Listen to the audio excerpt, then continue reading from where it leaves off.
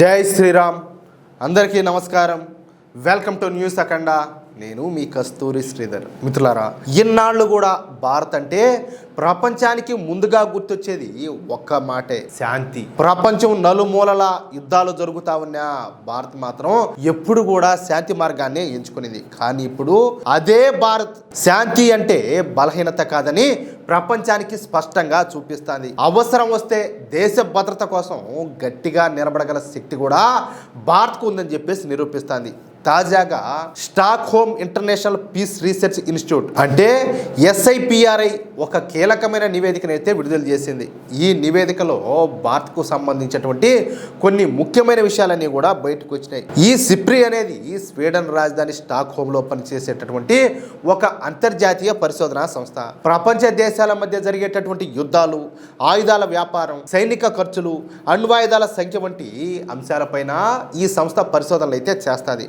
ఏ దేశం రక్షణ రంగానికి ఎంత ఖర్చు చేస్తుంది, ఏ దేశం ఎంత ఆయుధాలు కొనుగోలు చేస్తుంది, ఏ దేశం దగ్గర ఎంత అణ్వాయుధాలు ఉన్నాయి, ఇలాంటి విషయాలను ఈ సంస్థ ఎప్పటికప్పుడు లెక్కలైతే వేస్తూ ఉంటుంది. అందుకే ఈ SIPRI నివేదికలకు ప్రపంచవ్యాప్తంగా మంచి నమ్మకం అయితే ఉన్నది. అంతర్జాతీయ శాంతి, భద్రత, రక్షణ రంగానికి సంబంధించినటువంటి విషయాల్లో ఈ సంస్థ ఇచ్చేటటువంటి లెక్కలను చాలా దేశాలు సీరియస్గా తీసుకుంటాయి. ఈ తాజా నివేదిక ప్రకారం ప్రపంచంలో అత్యధికంగా సైనిక ఖర్చు చేస్తున్నటువంటి దేశాల్లో మన భారతదేశం 5వ స్థానంలో నిలబడింది. ఇది మన దేశ రక్షణ శక్తి ఎంత వేగంగా పెరుగుతుందో చెప్పేటటువంటి ఒక పెద్ద సంకేతం. అంటే భారతదేశం ఇక మాటలకే పరిమితమైన దేశం కాదు, దేశ భద్రత కోసం అవసరమైన చోట భారీగా ఖర్చు పెట్టడానికి సిద్ధంగా ఉన్నటువంటి దేశంగా ఎదుగుతుంది. 2025 ఆర్థిక సంవత్సరంలో భారత్ తన రక్షణ అవసరాల కోసం దాదాపుగా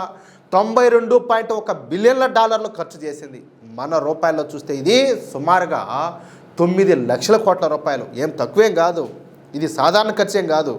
రక్షణ రంగం కోసం భారత్ ఇంత పెద్ద మొత్తంలో ఖర్చు చేయడం ఆల్ టైమ్ రికార్డ్ అని చెప్పుకోవచ్చు. ఇంతకు ముందు సంవత్సరంతో పోలిస్తే భారత్ రక్షణ ఖర్చు దాదాపు 8.9% పెరిగింది. భారతదేశం మొత్తం GDPలో రక్షణ ఖర్చు వాటా సుమారుగా 2.3%గా ఉన్నది. అమెరికా, చైనా, రష్యా, జర్మనీ తర్వాత ప్రపంచంలో అత్యధిక రక్షణ బడ్జెట్ ఉన్నటువంటి 5వ దేశంగా భారత్ అయితే నిలబడింది. ఇది మన భారతదేశానికి చాలా గర్వకారణమైనటువంటి విషయం. ఈసారి జర్మనీ కూడా తన రక్షణ బడ్జెట్ను భారీగా పెంచేసింది. జర్మనీ దాదాపు $114 బిలియన్ డిఫెన్స్ బడ్జెట్ అయితే కేటాయించింది. దీంతో జర్మనీ మళ్ళీ ప్రపంచ శక్తిగా ఎదగడానికి ప్రయత్నాలు చేస్తుందా అనేటటువంటి చర్చ కూడా మొదలైంది. ప్రపంచ దేశాలు ఇప్పుడు రక్షణ రంగాన్ని ఎంత సీరియస్ గా తీసుకుంటున్నాయో దీన్ని బట్టి మనం అయితే అర్థం చేసుకోవచ్చు. ఇక మన భారత విషయానికి వస్తే ఈ రక్షణ ఖర్చు వెనక కారణాలు చాలా స్పష్టంగా కనిపిస్తున్నాయి. ఒకవైపు చైనా సరిహద్దుల్లో ఉద్రిక్త పరిస్థితులన్నీ కూడా ఉన్నాయి. మరోవైపు మన శత్రు దేశమైనటువంటి పాకిస్తాన్ నుంచి ప్రతిరోజు కూడా భద్రతా సవాళ్లు వస్తానే ఉన్నాయి. ఇలాంటి పరిస్థితుల్లో భారత సైన్యాన్ని మరింత బలంగా మార్చడం తప్పనిసరి అయితే అవుతుంది. అందుకే సరిహద్దు భద్రత, ఆధునిక ఆయుధాలు, కొత్త టెక్నాలజీ, నిఘా వ్యవస్థలు, స్వదేశీ రక్షణ తయారీకి కేంద్ర ప్రభుత్వం ఎక్కువ ప్రాధాన్యం అయితే ఇస్తుంది.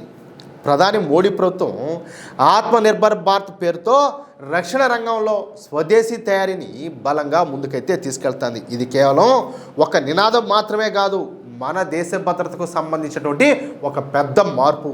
ఒకప్పుడు మనం చాలా ఆయుధాలను విదేశాల నుంచి కొంటా ఉన్నాం, కానీ ఇప్పుడు పరిస్థితి అంతా కూడా క్రమంగా మారుతుంది.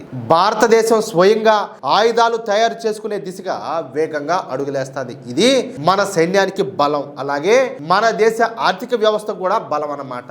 విదేశాలపైన ఆధారపడకుండా మనకు మనంగా ఆయుధాలు తయారు చేసుకోవడం చాలా అంటే చాలా పెద్ద విషయం. యుద్ధం లేదా అత్యవసర పరిస్థితి వచ్చినప్పుడు ఇది దేశానికి పెద్ద రక్షణ గోడలాగా పనిచేస్తుంది. ఇకపోతే అణ్వాయుధాల ఆయుధాల విషయానికి వస్తే ఈ సిప్రి నివేదిక ప్రకారం భారత్ తన అణుశక్తిని కూడా పెంచుకునింది. ప్రస్తుతం మన భారత్ దగ్గర దాదాపుగా 190 అణు వార్ హెడ్స్ ఉన్నట్లు ఈ నివేదిక అయితే చెబుతుంది. అదే సమయంలో మన శత్రు దేశం పాకిస్తాన్ దగ్గర దాదాపుగా 170 అణ్వాయుధాలు ఉన్నట్లు అంచనా అయితే వేసింది. అంటే మన భారతదేశం పాకిస్తాన్ కంటే ముందు ఉండాలి. అందులో ఇక్కడ ఇంకొక విషయం ఏంటంటే ఈ పాకిస్తాన్ దగ్గర ఉండేటి అంత క్వాలిటీ కలిగినటువంటి అణ్వాయుధాలు అయితే కాదు, అవన్నీ కూడా డర్టీ బాంబులు అన్నమాట. ఇకపోతే గత సంవత్సరం భారత్ దగ్గర సుమారుగా 180 అణ్వాయుధాలు ఉన్నట్లు చెప్పగా ఇప్పుడు ఆ సంఖ్య 190కి చేరినట్లు తెలుస్తుంది. ఇది భారత్ యొక్క వ్యూహాత్మక రక్షణ శక్తి పెరుగుతుందని చెప్పేసి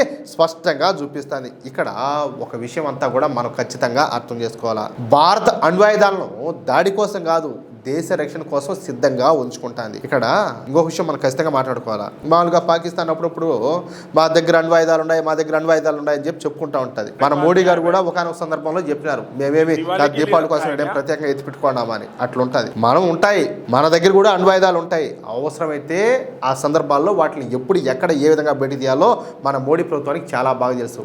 భారత దగ్గర ఉన్నటువంటి అణ్వాయుధాల్లో కొన్ని అత్యవసర పరిస్థితుల్లో తక్కువ సమయంలో ఉపయోగించడానికి సిద్ధంగా ఉండే విధంగా ఉంచినట్లయితే నివేదికలన్నీ కూడా చెబుతున్నాయి. దీని అర్థం భారత్ యుద్ధం కోరుకుంటుందని చెప్పి కాదు, భారత్ ఎప్పటి నుంచో నో ఫస్ట్ యూజ్ పాలసీని అనుసరిస్తుంది. అంటే భారత్ ముందుగా ఎవరిపైనా కూడా అణ్వాయుధాలు అయితే ప్రయోగించదు. కానీ ఎవరైనా సరే భారత్ పైన అణుదాడి చేస్తే మాత్రం భారత్ గట్టిగా సమాధానం అయితే చెప్పగలుగుతుంది. ఇదే భారత్ యొక్క కొత్త విధానం. మిత్రులారా, ఈ న్యూస్ కనుక మీకు నచ్చినట్లయితే వెంటనే ఈ వీడియోని లైక్ చేసి మీ మిత్రులకు అలాగే మీరు ఉన్నటువంటి వాట్సాప్ గ్రూపులోనూ తప్పనిసరిగా షేర్ చేయండి. అలాగే ఈ వీడియో పైన మీ యొక్క అమూల్యమైనటువంటి అభిప్రాయాలను ఖచ్చితంగా కామెంట్ రూపంలో తెలియజేయండి. ఇంకో విషయం ఏంటంటే, ఇంతవరకు మీరు కనుక మన ఛానల్ను సబ్స్క్రైబ్ చేసుకున్నట్లయితే ప్రతి ఒక్కరూ కూడా మన ఛానల్ను సబ్స్క్రైబ్ చేసుకోండి, సపోర్ట్ చేయండి ప్లీజ్. జై శ్రీరామ్, జై హింద్, భారత్ మాతాకి జై.